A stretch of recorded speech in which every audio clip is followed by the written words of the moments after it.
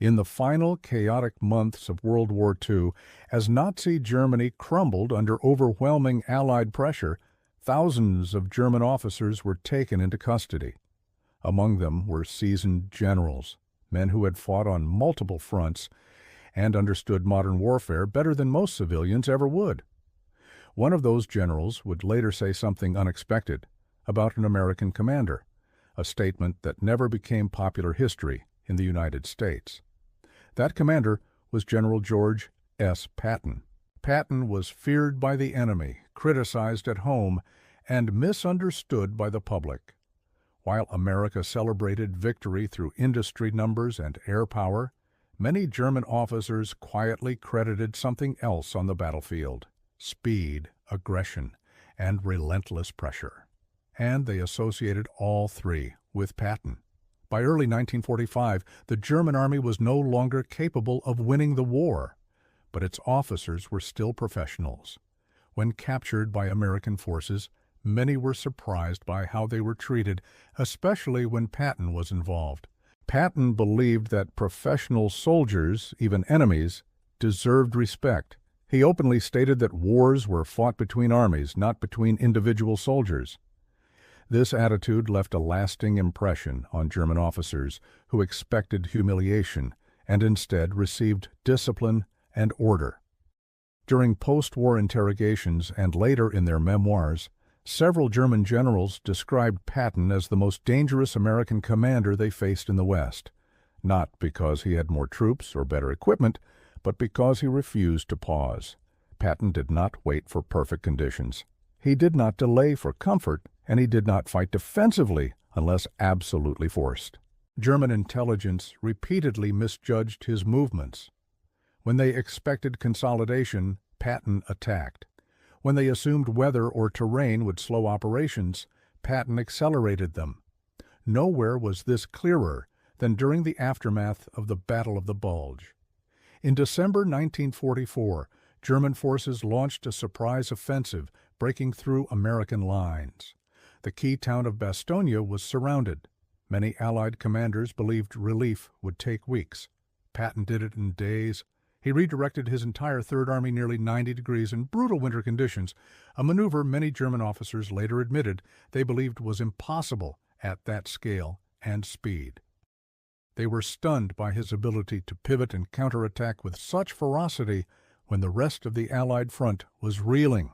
After the war, a captured German general reportedly told Patton that his greatest weapon was not tanks or artillery.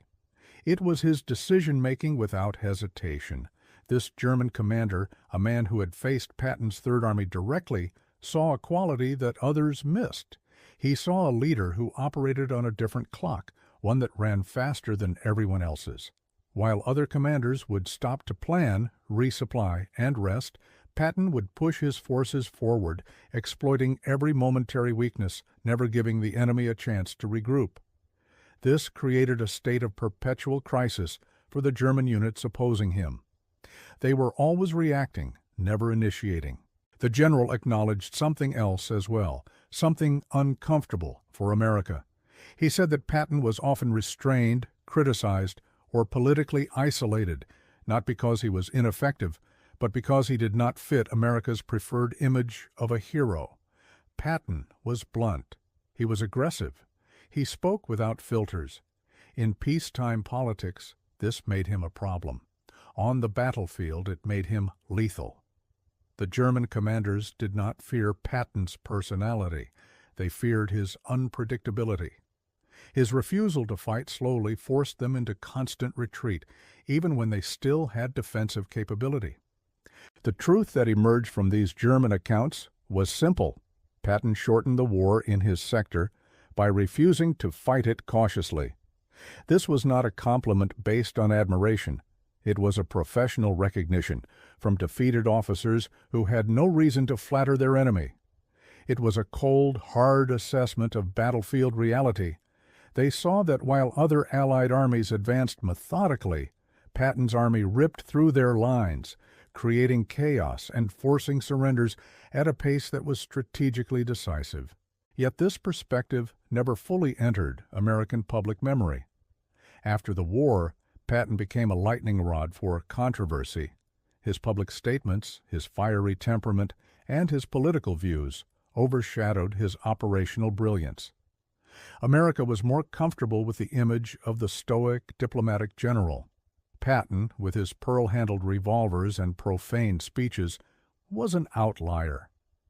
He died in a car accident only months after victory, before history could properly balance its judgment. His narrative became dominated by the scandals, not the strategic triumphs. Germany's generals, however, were clear. They did not say Patton was kind, they did not say he was perfect, they said he was effective. And in war, effectiveness is the truth that matters most.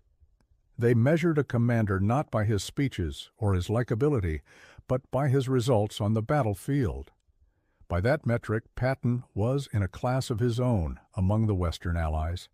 He was the commander who broke their plans, shattered their defenses, and hounded them until the very end. Sometimes the most honest evaluation of a commander does not come from his allies, from politicians, or from newspapers. It comes from the enemy who was forced to fight him. That is the truth a German general acknowledged, a truth rooted in the brutal experience of combat. And it is the truth America was never fully comfortable accepting, that the very qualities that made Patton a political and social problem were the same qualities that made him one of the greatest battlefield commanders of the war. Thanks for watching. If you found this perspective interesting, please like this video and subscribe for more hidden stories from history.